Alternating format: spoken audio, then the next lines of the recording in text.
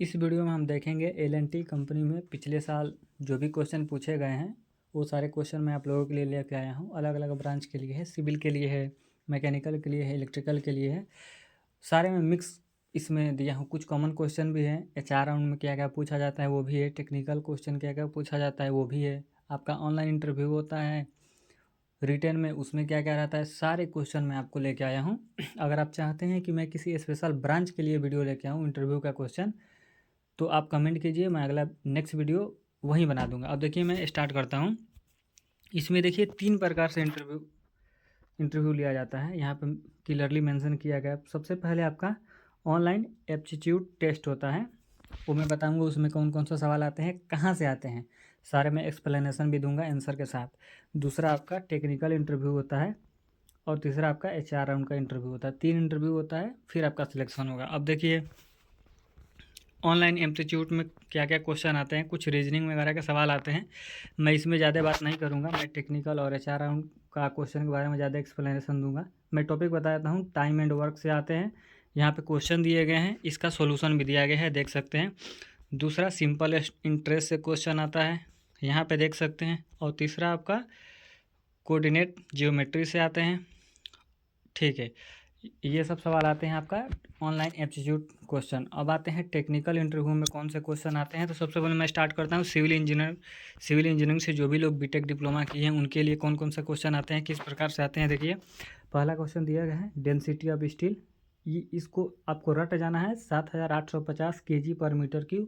ये फिक्स इसका वैल्यू है डेंसिटी का, स्टील ऑफ डेंसिटी का। दूसरा सवाल है mix ratio of M20 concrete, जिसका आंसर है 1.5:3। तीसरा सवाल यहाँ पर दिया गया है why steel is use in concrete, तो इसका आंसर ये होगा कंक्रीट कंप्रेसर में स्ट्रांग होता है लेकिन टेंशन में वीक होता है, स्टील टेंशन हैंडल करता है इसलिए यूज किया जाता है। चौथा क्वेश्चन आपका दिया गया है difference between 1 way slab and 2 way slab, इसका आंसर यहाँ पर दिया गया है सिविल वाले, इसे अच्छे से समझेंगे। मैं तो मैकेनिकल का हूँ, मुझे इसके बारे में उतना पता नहीं है। अब मैं आपको मैकेनिकल इंजीनियरिंग के सवाल दिखाता हूँ, जिसमें पहला क्वेश्चन आपको दिया गया है व्हाट इज लेथ मशीन। ये तो एक चैप्टर ही है मैकेनिकल वालों के लिए, ये एकदम इजी सा सवाल है। लेथ मशीन क्या है? Lathe machine is a metal cutting and shaping machine.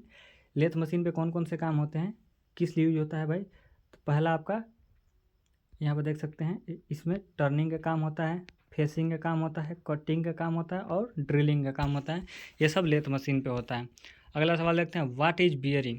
Bearing बहुत ही इंपॉर्टेंट एक चैप्टर ही है, तो मैकेनिकल वालों के लिए तो एकदम बेसिक से सवाल होगा। बियरिंग फ्रिक्शन को रिड्यूस करता है और बियरिंग यूज करने से मशीन स्मूथ चलती है। इसका बेनिफिट्स क्या है? हम बियरिंग यूज करते हैं तो पहला बेनिफिट्स तो ये है कि ये फ्रिक्शन को रिड्यूस करता है, दूसरा बेनिफिट हीट रिड्यूस करता है और तीसरा मशीन लाइफ इंक्रीज करता है। हीट कैसे रिड्यूस करता है? उसमें हर बियरिंग में ग्रीस का यूज किया जाता है तो वो हीट को रिड्यूस करता है। अब टॉर्क क्या है? अगला सवाल तीसरा, टॉर्क क्या है? Torque is rotational force.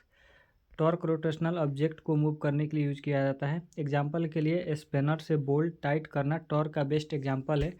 आप लोग पढ़े भी होंगे, टॉर्क बराबर फोर्स इनटू परपेंडिकुलर डिस्टेंस। ये आप लोग पढ़ाई किए होंगे, जो लोग डिप्लोमा पढ़े होंगे उनको ये अच्छे से पता होगा। अगला सवाल है difference between pump and turbine. ये बहुत ही मोस्ट इंपॉर्टेंट क्वेश्चन है जो कि लगभग सारे इंडस्ट्री में पूछा जाता है कि difference between pump and turbine. Pump का काम क्या है, टरबाइन का काम क्या है? पंप बेसिकली मैकेनिकल एनर्जी को हाइड्रोलिक एनर्जी में कन्वर्ट करता है और टरबाइन हाइड्रोलिक एनर्जी को मैकेनिकल एनर्जी में कन्वर्ट करता है। ये इसका बिल्कुल अपोजिट है। अगला सवाल थर्मोडायनेमिक, ये तो एक चैप्टर ही है, ये इसका एक बुक ही है मैकेनिकल वालों के लिए।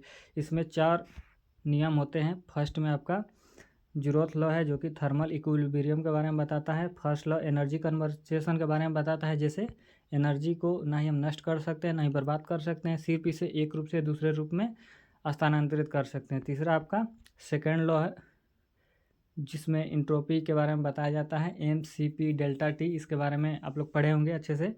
थर्ड लॉ आपका एब्सोल्यूट जीरो कंसेप्ट के बारे में बताता है। अगला सवाल देख लेते हैं पॉइजन रेशियो बराबर लेटरल स्ट्रेन अपन में लॉन्गिट्यूडनल स्ट्रेन।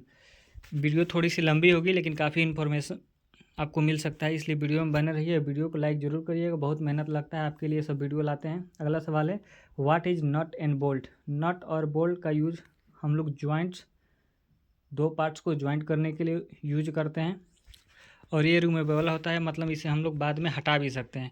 प्रिवेंटिव मेंटेनेंस क्या है, मैकेनिकल वाले जो मेंटेनेंस में काम करते होंगे उनको ये अच्छे से पता होगा। पीएम जो करते हैं मशीन का, मतलब मशीन ख़राब होने से पहले मशीन का मेंटेनेंस कर देना। अब यहाँ पर दिया गया है maintenance done before machine failure.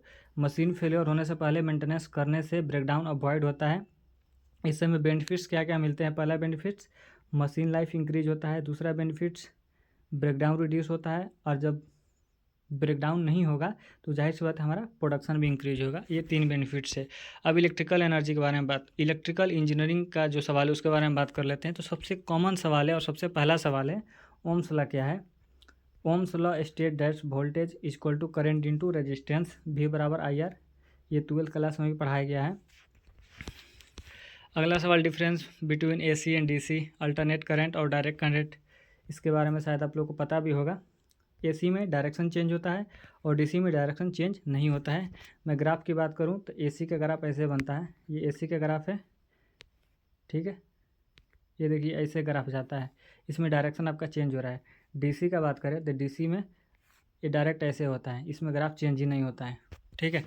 अब देखिए एग्जांपल में हम देख लेते हैं। AC जो भी अपने घर में सप्लाई आता है वो AC सप्लाई है, और जो भी बैटरी का वोल्टेज है वो DC सप्लाई है। जो घड़ी में बैटरी यूज होता है वो भी DC है, और जो छोटे छोटे बैटरी आते हैं वो भी DC सप्लाई के होते हैं। अब देखिए MCB क्या है, ये बहुत ही इंपॉर्टेंट क्वेश्चन है। MCB का मतलब मिनिएचर सर्किट ब्रेकर। MCB क्या है, ओवरलोड और शॉर्ट सर्किट से प्रोटेक्ट करता है।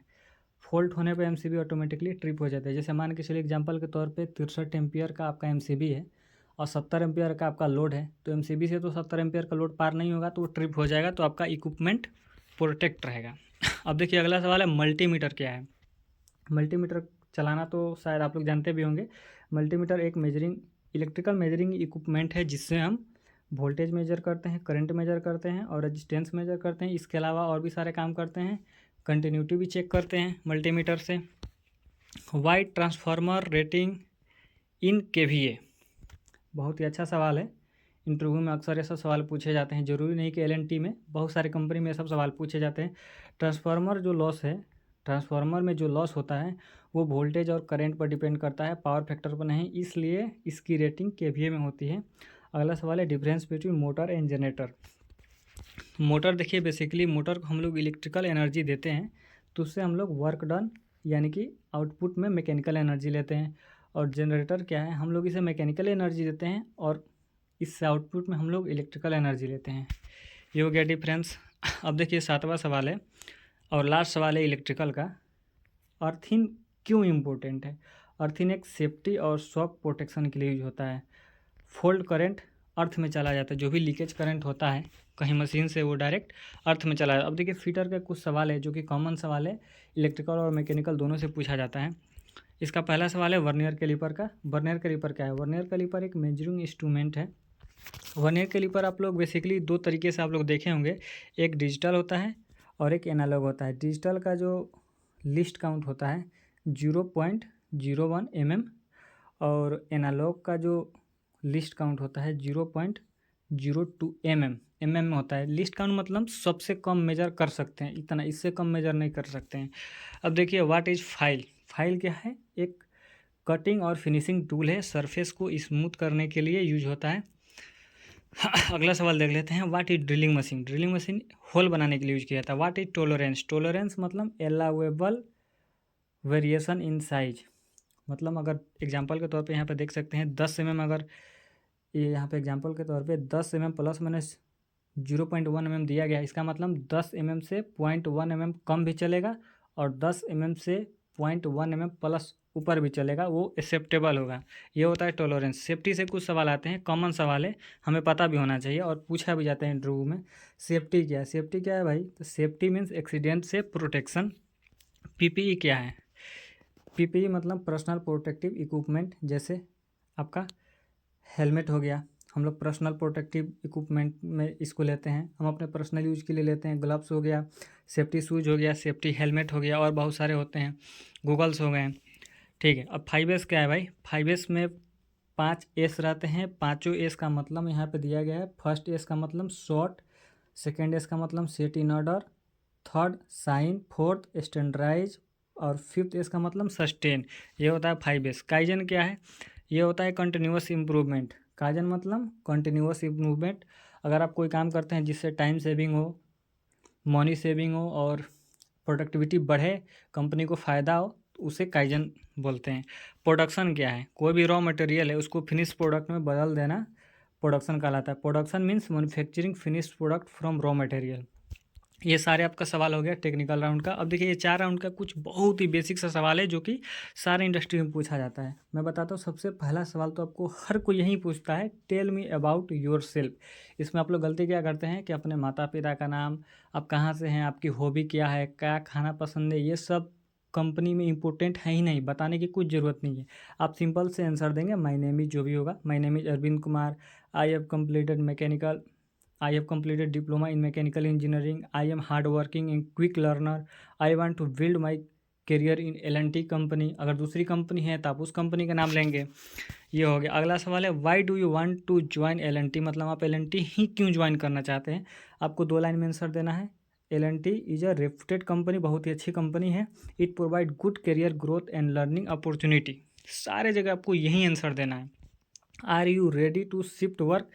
इसमें आपको नो और में भी बोलना ही नहीं, आपको इसमें सिर्फ यस आई एम रेडी यही बोलना है, क्योंकि कंपनियों में शिफ्ट में काम होता है, 3 शिफ्ट 4 शिफ्ट चलते हैं। अगर आप नो बोलते हैं तो आपका रिजेक्शन का चांस तो 100% बन जाएगा। अगला सवाल देखिए, what is team work? Team work means working together to achieve common goal. ये तो आपको पता ही होगा। अब देखिए क्वालिटी क्या है। क्वालिटी के बारे में भी बेसिकली कोई कोई पूछ लेता है। Quality means defect free product.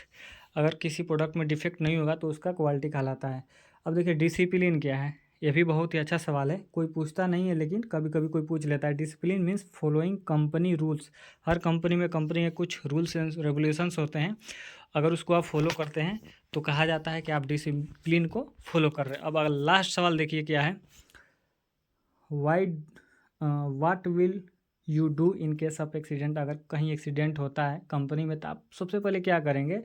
तो immediate inform supervisor and follow safety procedure. आपको सुपरवाइज़र को बताना है और आपको जो भी सेफ्टी प्रोसीजर फॉलो करना है, जैसे फायर हाइड्रेंट या फिर जो भी सिलेंडर है आग बुझाने वाला, जैसे प्रोसीजर है वो सब आपको फॉलो करना है। तो ये कंप्लीट वीडियो है, एक बेसिक सा मैंने आपको बताया है कैसे आपको इंटरव्यू में सवाल आते हैं। अगर आप चाहते हैं कि आपके लिए मैं स्पेशल किसी ब्रांच के लिए लेके आऊँ, कमेंट करिए, मैं ज़रूर से लाऊंगा। थैंक यू दोस्तों।